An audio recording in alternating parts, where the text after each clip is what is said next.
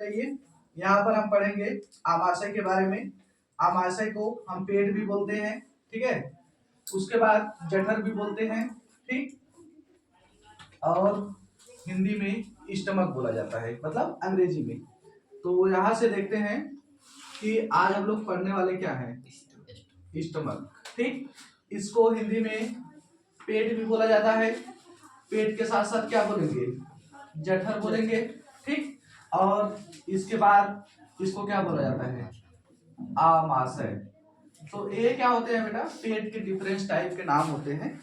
जो जैसे हम लोग के नाम होते हैं, यहाँ का नाम कुछ और, गले का नाम कलुआ, ठीक। ये चीजें होती है ना, जैसे छोटे हैं तो नंगुआ, ऐसा नाम होता है कि नहीं। उसी तरह से आमाशय होता है। इसके क्या होता है, फंक्शन के हिसाब से क्या होता है, इसका डिफरेंट टाइप ऑफ इसके नाम क्या होते हैं, नाम होते हैं, मतलब एक से अधिक नाम होते हैं, ठीक। ये चीजें हम क्या करते हैं, एकदम क्लास में शांति बना के रखिएगा। 10 से 15 मिनट का समय लगेगा, लेक्चर आपका क्या हो जाएगा, कंप्लीट हो जाएगा। हम आमाशय का एक फिगर बनाते हैं। देखो यहाँ से आती है हमारी क्या है ये, इसी को ग्रास नली बोला जाता है, ठीक। यहाँ से भोजन आता है, तो भोजन आने के बाद पहुंचता कहाँ पर है बेटा, आमाशय में, यानी कि पेट में पहुंचता है, ठीक। पेट की संरचना के बारे में बात करें तो पेट कुछ इस तरह की संरचना होती है, जिसका अग्रभाग यानी कि ऊपरी भाग ग्रास नली से, और नीचे वाला भाग किससे जुड़ा होता है, छोटी आंत से, ठीक है। नीचे वाला भाग किससे जुड़ा होगा, छोटी आंत से।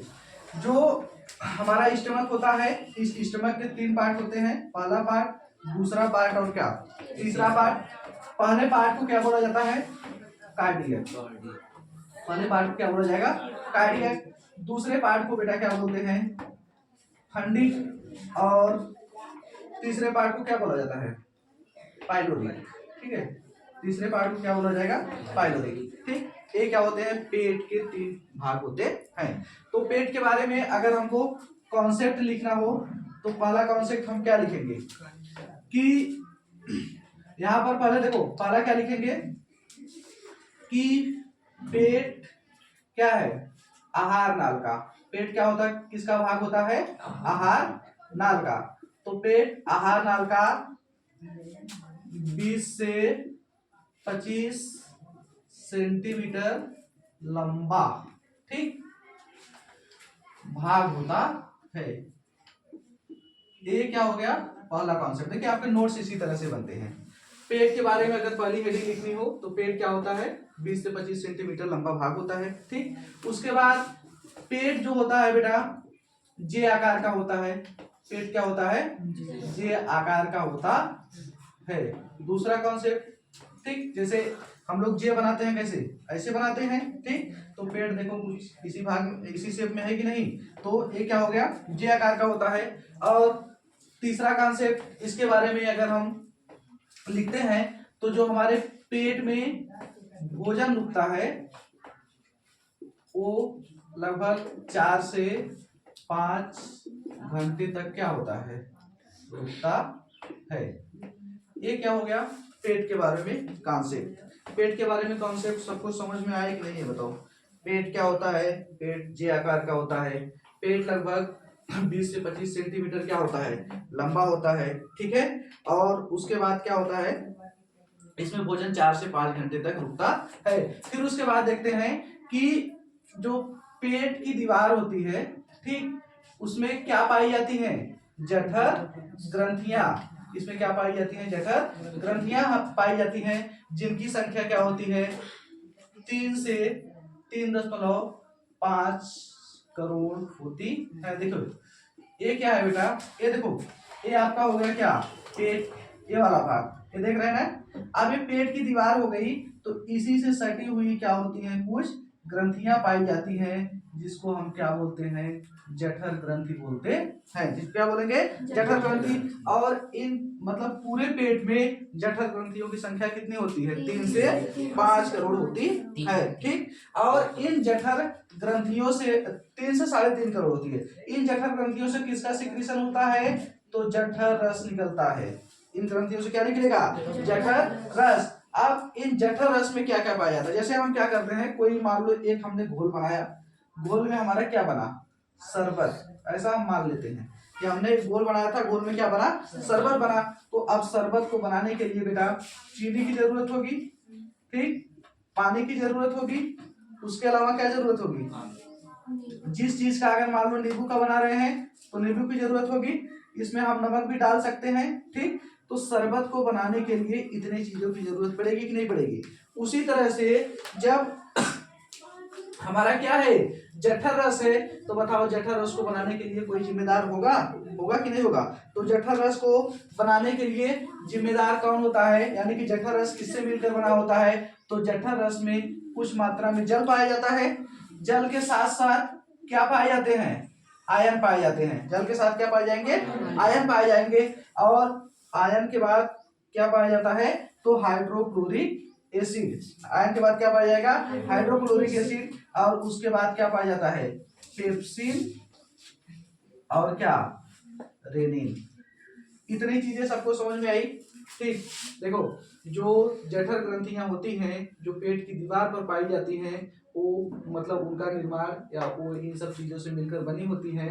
जठर नहीं, जठर ग्रंथियां जो होती हैं उससे क्या होता है, जठर रस का श्रावण होता है। और वो जठर रस किससे बने होते हैं, तो जठर रस में कुछ मात्रा में हाइड्रोक्लोरिक एसिड होते हैं। फिर उसके बाद क्या होता है, आयन होता है, हाइड्रोक्लोरिक एसिड होता है, पेप्सिन होता है और क्या होता है, रेनिन होता है। इतनी चीजें सबको समझ में आई, ये वाला मिटा दे, ठीक। इसके बाद हम लोग क्या देखते हैं, पेट के भाग। इसके बाद क्या देखते हैं, पेट के भाग। देखो ये हम हेडिंग डालते हैं क्या, पेट के भाग। तो पेट के बेटा कितने भाग होते हैं, 3 भाग होते हैं, सबको पता है पहली वाली चीजें। पेट के कितने भाग होते हैं, 3 भाग होते हैं। पहले को क्या बोलते हैं, कार्डियक, ठीक। पहले को क्या बोला जाता है, कार्डियक। देखो जो पेट का सबसे ऊपरी भाग होता है, जो ग्रास नली से जुड़ा होता है, ठीक, और हार्ट के ठीक बगल में पाया जाता है, उसको क्या बोला जाता है, कार्डियक बोला जाता है। जैसे हम इसको डिवाइड भी कर सकते हैं, देखो यह एक पार्ट हो गया, ये दूसरा पार्ट हो गया, ये लास्ट वाला क्या हो गया, तीसरा पार्ट हो गया। तो कार्डियक सबको समझ में आया, कार्डियक किसे बोलेंगे, ठीक। अब कार्डियक के बारे में हम क्या लिख सकते हैं, ये क्या होता है, पेट का सबसे ऊपरी भाग। पेट का क्या होता है, सबसे ऊपरी भाग होता है, उसी को हम क्या बोलते हैं, कार्डियक बोलेंगे, ठीक है। पेट का सबसे ऊपरी भाग जो होगा उसको क्या बोलेंगे, कार्डियक बोलेंगे। उसके बाद दूसरी पॉइंट इसमें लिखेंगे कि HCl का श्रावण, इसमें किस चीज का श्रावण होता है, हाइड्रोक्लोरिक एसिड का। देखो इसी को हम क्या बोलते हैं, हाइड्रोक्लोरिक एसिड। ये क्या होता है, एक अम्ल होता है, ठीक।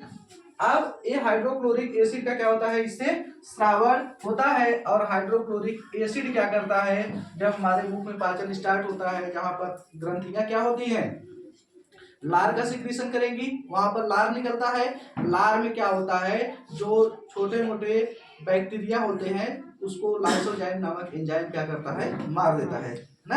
अब क्या होता है कि जब कुछ ऐसे बैक्टीरिया होती हैं जो क्या होती है, लार में पूरी तरह से नहीं मरती हैं, तो उनको मारने का काम कौन करता है, हाइड्रोक्लोरिक एसिड। तो ये क्या करेगा, जीवाणु को, जीवाणु भक्षी लिख सकते हैं, यानी कि ये जीवाणु को क्या करता है, मारने का काम करता है। उसके बाद बेटा जो हाइड्रोक्लोरिक एसिड होता है, इसका दूसरा फंक्शन ये होता है कि ये हमारे पेट को एसिडिक बनाता है, ठीक। एसिडिक बनाने का मतलब ये होता है कि जब पेट में क्या होती है, एसिडिटी बनती है, जिसको हम हिंदी में क्या बोल सकते हैं, गैस बनता है, ठीक। जो गैस बनता है, तो गैस बनाने के लिए जिम्मेदार कौन होता है, हाइड्रोक्लोरिक एसिड। ये क्या करता है, जब हम क्या करते हैं, अनेक टाइप के भोजन को खा लेते हैं, ठीक। अनेक टाइप के भोजन जिसका पाचन हमारे शरीर में बहुत क्या होता है, जिसका पाचन करने के लिए हमारे शरीर को ज्यादा से ज्यादा क्या होते हैं, एंजाइम या जो जूस निकलते हैं, पेट में जो जूस निकलता है उनको सिक्रीशन करने की जरूरत पड़ती है, ठीक। जैसे हमने क्या कर लिया, शादी विवाह में गए, पनीर खाया, चावल खाया, रोटी खाया, दाल खाया, पूरी खाया, उसके बाद मिठाई भी खा लिया, दही बड़ा भी खा लिया, सारी चीजें खा ली है, ठीक। अब हर चीज का पाचन कहाँ पे होना है, माउथ में, ठीक। माउथ के बाद कहाँ पर भोजन पहुंचा, पेट में। पेट में सबसे ज्यादा पाचन होगा, 3 से 4 घंटे तक भोजन यहीं पे रहेगा, ठीक। तो ये हाइड्रोक्लोरिक एसिड जब क्या होता है, बहुत डिप्रेस टाइप ऑफ फूड हमारे पेट में पहुंचते हैं, तो उनको पचाने के लिए क्या करता है, अधिक मात्रा में हाइड्रोक्लोरिक एसिड निकालता है। यानी कि HCl क्या करता है, अधिक मात्रा में निकालता है। जब ये HCl क्या करेगा, अधिक मात्रा में निकालेगा, तो उसी की वजह से हमें क्या हो जाती है, एसिडिटी बनती है। तो डॉक्टर क्या देते हैं इसमें, इनो। ठीक, इनो बेटा क्या होता है, ये मैग्नीशियम हाइड्रा ऑक्साइड का क्या होता है, पाउडर होता है, जिसको मिल्क ऑफ मैग्नीशिया भी बोला जाता है। ये क्या करता है, आप लोग पहले पढ़े हैं कि, और ये हाइड्रा ऑक्साइड क्या होते हैं, बेस होते हैं। तो जब एसिड और बेस मतलब अम्ल और क्षार दोनों एक दूसरे से मिलते हैं तो उदासीन हो जाते हैं, मतलब एक दूसरे क्या करते हैं, न्यूट्रल कर देते हैं। तो एस क्या होगा, अगर HCl और MgOH ट्वाइस एक दूसरे से मिलेंगे तो क्या बनेगा, MgCl2। ठीक, ये क्या बन जाता है, साल्ट बन जाता है। ये केमिस्ट्री की चीजें हैं। देखो ये हाइड्रोक्लोरिक एसिड है, ये मिल्क ऑफ मैग्नीशिया है। जब क्या होता है, अम्ल और क्षार एक दूसरे से मिलते हैं तो नमक का निर्माण होता है, जैसे NaCl और जैसे MgCl। ठीक, उसके बाद क्या होता है, जल बन जाता है। ठीक, ये चीजें हो गई। फिर उसके बाद हाइड्रोक्लोरिक क्या करता है, भोजन को तोड़ने का काम करता है, भोजन को ब्रेक डाउन करने का काम करता है। इतनी चीजें सबको समझ में आई। ये क्या हो गया, हाइड्रोक्लोरिक एसिड का काम हो गया। और बेटा ये क्या करता है, एंजाइम जो होते हैं, एंजाइम की सक्रियता को क्या होता है, बढ़ा देता है। सक्रियता को क्या करेगा, बढ़ा देगा। जैसे क्या होता है कि हम जानते हैं कि हमारे पेट में अनेक प्रकार के एंजाइम निकलेंगे जब भोजन आएगा तब। ठीक, तो अब मान लो एंजाइम पहले क्या था, पेट खाली था तो एकदम शांत पड़े थे। ठीक, अब जैसे ही भोजन आया तो क्या होगा, उनको अपना कार्य करना होगा। ठीक, अब वो अपना कार्य कैसे करेंगे, जैसे आप लोग को कोचिंग जाना है तो कोई जगाएगा, कोई नहीं जगाने वाला तो मोबाइल जगाएगी। ठीक, उसी तरह से क्या होगा, उसी तरह से एंजाइम, ये जो हाइड्रोक्लोरिक एसिड होता है, जो यहाँ पर एसिड मतलब एंजाइम सीक्रेट होने वाले हैं, उन सबको क्या करेगा, एक्साइट करता है, उनकी एक्टिविटी को बढ़ा देता है। और फिर उसके बाद क्या करते हैं, सब लोग अपना कार्य स्टार्ट कर देते हैं। ठीक, इतनी चीजें सबको समझ में आ गई।